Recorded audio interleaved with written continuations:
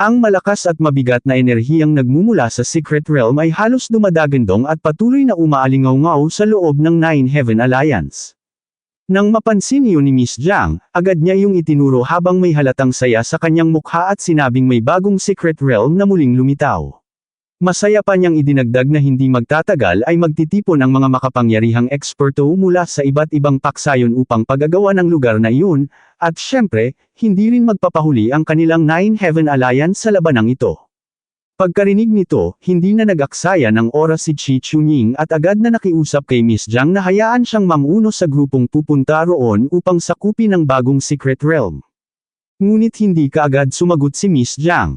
Tahimik siyang nag-isip. Sa kanyang kalooban, kung siya mismo ang magtatagumpay na makasakop sa Secret Realm na ito, baka sakaling magbago na rin ang pananaw ng lahat tungkol sa kanya sa loob ng Nine Heaven Alliance. Para sa kanya, isa itong pambihira at napakahalagang pagkakataong hindi basta dapat palampasin. Napatingin naman sina Qi Chunying at Ye Chuan sa kanya ng seryoso niyang ipahayag na sasama rin siya sa misyong ito. Gayunpaman, halatang puno ng pag-aalala si Qi Chunying nang pigilan niya si Miss Jiang at sabihin kung sakaling may mangyaring masama rito, wala siyang maipapaliwanag sa family head. Ngunit kalmado at seryosong sumagot si Miss Jiang na wala iyong problema. Kahit may mangyari man sa kanya, hindi raw iyon kasalanan o pananagutan ng sinuman sa kanila. Masyado na raw siyang pinuprotektahan ng kanyang ama sa mahabang panahon, at para sa kanya, iyon din ang isa sa mga dahilan kung bakit ganito ang naging sitwasyon niya ngayon. Idinagdag pa niya na nasubukan na niya kanina ang kakayahan ni Ye Chuan. Dahil kasama niya ang mga ito, naniniwala siyang malaki ang posibilidad na maaga nila ang bagong Secret Realm na lumitaw. Pagkasabi niyon, agad niyang hinawakan ang braso ni Ye Chuan at may bahagyang ngiti sa labi na tinanong ito kung sasama rin ba ito sa kanya. Seryosong tumango si Ye Chuan at sinabing syempre ay sasama siya, ngunit bago iyon, mayroon daw muna siyang isang kondisyon. Pagkatapos ay sinabi niya na habang nasa gitna siya ng kanyang misyon kanina, nakasalubong niya ang mga miyembro ng Thunder Lion Alliance. Agad namang nagulat ang dalawa sa narinig. Nag-aalala namang nagtanong si Miss Jiang kung may ginawa bang masama ang mga iyon sa kanya. Diretso namang sumagot si Ye Chuan na napatay niya si Boss Lei Gang. Sa sandaling marinig iyon, kitang-kita ang matinding pagkagulat sa mukha ng dalawa. Hindi halos makapaniwala si Qi Chunying na nagawa talagang talunin ni Ye Chuan si Boss Lei Gang. Samantala, puno naman ng pag-aalala si Miss Jiang habang pinagsasabihan siya nito na dapat ay alam niya kung gaano kalakas si Boss Lei Gang, dahil isa itong Master Realm expert ng Thunder Lion Alliance. Napahawak si Ye Chuan sa kanyang batok bago ipinaliwanag na sa tulong ng dalawang hunter ay nagawa niyang mapabagsak si Boss Lei Gang. Ngunit dahil sa labanan, malubha ngayon ang kalagayan ng dalawang iyon. Kaya naman nais sana niyang hilingin kay Miss Jiang na payagan silang sumali sa Nine Heaven Alliance at agad na mabigyan ng wastong gamutan. Sumagot si Miss Jiang na sa mga panahong gaya nito, napakahalaga ng bawat tauhan at kakampi. Dahil pinili ng dalawang hunter na tulungan si Ye Chuan, automatiko na ring magiging target at kaaway sila ng Thunder Lion Alliance.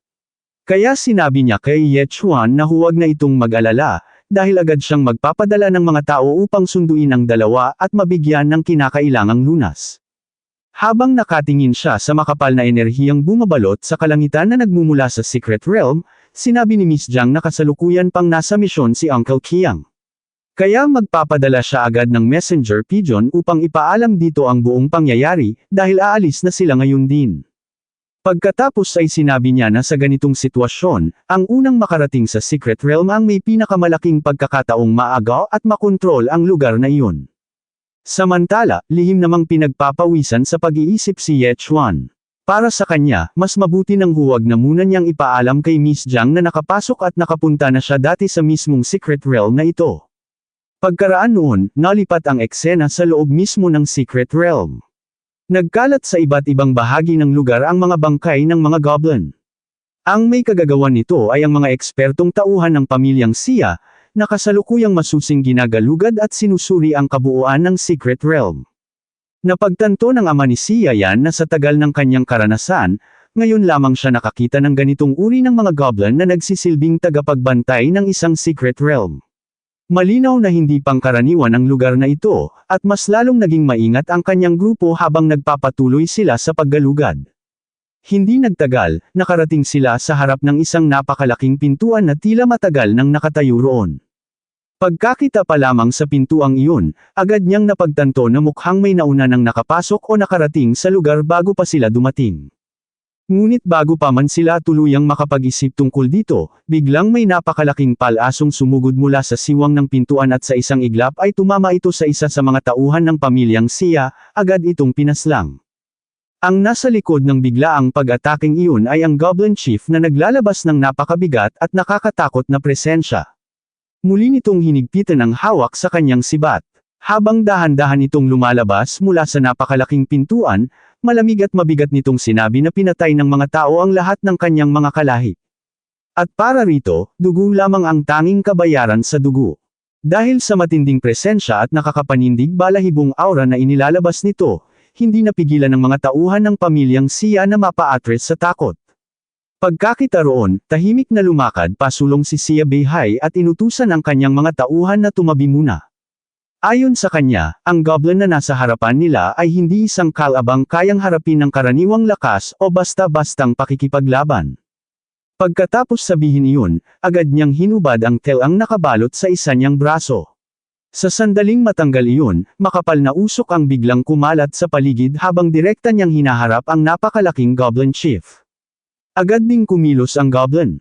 Mahigpit nitong hinawakan ang kanyang tungkod habang nagsisimulang maglabas ng mabigat at marahas na enerhiya mula rito. Kasabay niyon ay malakas nitong sinigaw ang teknik na Earth-Shattering Lava. Sa malakas nitong paghampas ng tungkod sa lupa, isang napakalaking simbolong kumikislap ang biglang nabuo sa sahig. Kasunod niyon ay nagsimulang magbitak-bitek ang lupa sa buong paligid bago sumabog ang naglalagablab na lava mula sa kailaliman. Mabilis na kumalat ang nagngangalit na init sa paligid hanggang sa umabot mismo sa kinatatayuan ng grupo ng pamilyang Sia. Isa sa mga eksperto ang halos mawala ng balanse at muntik nang mahulog sa umaapaw na lava, kaya agad na kumilos si Sia Beihai upang saluhin at iligtas ito. Pagkatapos mailigtas ang kanyang tauhan, nanginginig sa takot na nagsalita ang lalaki at halos nagmamakaawang nakiusap kay Lord Sia Beihai na pahintulutan na siyang umatras muna. Hindi agad sumagot si Lord Sia Beihai. Sa halip, naging mas seryoso at mabigat ang ekspresyon ng kanyang mukha. Sa sumunod na sandali, pinakawalan niya ang napakalakas na enerhiyang nakatago sa kanyang katawan hanggang sa magsimulang magningning ang tato ng dragon na nakaukit sa kanyang braso. Ilang saglit lamang ang lumipas, bigla siyang tumalon paitaas at mabilis na sumugod patungo sa Goblin Chief. Nang mapansin iyon ng Goblin, agad din itong kumilos upang harapin at salubungin ang paparating na pag-atake. Naglabas ito ng napakalakas na ungol habang unti-unting nagliliwanag ang kanyang mga mata sa matinding galit at enerhiya. Makalipas ang ilang sandali, tuluyan ng pinakawalan ni Lord Sia Beihai ang kanyang naglalagablab na dragon energy. Buong tapang namang sinalubong iyon ng Goblin gamit lamang ang kanyang kamao. Sa sandaling magbanggaan ang kanilang mga pag-atake, agad na sumabog ang napakalakas na puwersa at shockwave na umalangaw-ngaw sa buong paligid, dahilan upang maramdaman ng lahat ang bigat ng kanilang sagupaan. Ngunit sa gitna ng banggaan, biglang napasigaw sa matinding sakit ang Goblin. Dahil sa nakakatakot na lakas ng pag-atake ni Lord Sia Beihai, tuluyang naputol ang isa nitong kamay. Habang dahan-dahang lumalapit si Lord Sia Beihai sa sugatang Goblin at patuloy na naglalabas ng mabigat na presensya, malamig niya itong sinabihan na hindi siya naparito upang lipulin ang kanilang lahi. Ngunit siya, si Sia Beihai, ay mayroon lamang isang simpleng prinsipyo. Ang sinumang hamarang sa kanyang daraanan, ay mamamatay. Dito na po nagtatapos ang ating kabanata, abangan ang mga susunod pa nating upload. Huwag din kakalimutang mag-like, share, subscribe at i-click ang notification bell, para lagi kayong updated sa mga susunod pa nating mga video.